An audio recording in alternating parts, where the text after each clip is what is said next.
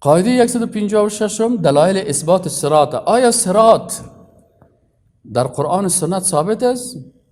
بله، در قرآن از بشار میگه و این منکم الا واردها، هیچ کس نیست که در دوزخ ورود نکنه. پیغمبر هم در دوزخ ورود میکنه،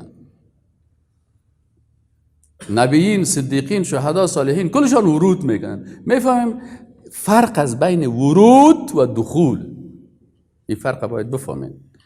ورود از سر زمین پل چی میشه؟ تیر شدن ورود میگن. کل یه پل چی میشه؟ دخول باز فرق میکنه که داخل دوزخ میشه. از سر پل کلگی و این منکم الا واردها کان علی ربک حتما مقضیه.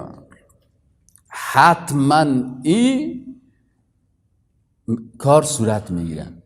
ثم ننجی الذین اتقوا، باز الله میگه ما نجات بدیم کسانی را که تقوا کرده، و نظر الظالمین فیها جثیا، و ما ظالما را باز مدت دوامدار باز هم باقی میمانه. فهمیدین؟ ظالما را، کافرها خود رفتن در دوزخ، از میدان حشر رفتن. اینجا ظالمای انسان هایی که سر خود ظلم کرده. الظلم و ظلمات یوم القیامه. پس هر کس از اینجا ورود میکنه. امام بخاری حدیث را در این باره روایت میکنه، میگه که فیضرب الصراط بین ظهرانی جهنم. در بین ظهرانه جهنم که است، در سر جهنم چی؟ پل صراط گذاشته میشه. فهمیدی یعنی؟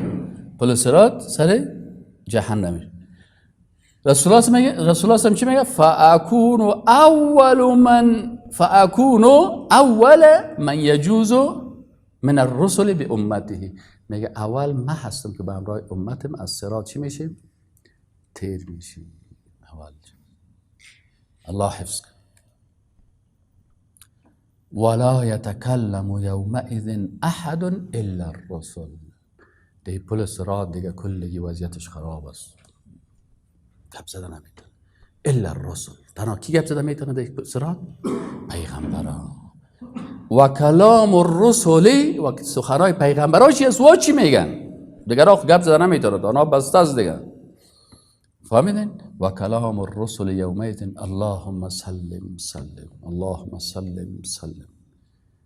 هر پیغمبر که تومت خود تیر میشه و می پروردگارا سلامت داشت، پروردگارا نجات بده، پروردگارا سلامت، تا که امتش چی میشه؟ تیر میشه.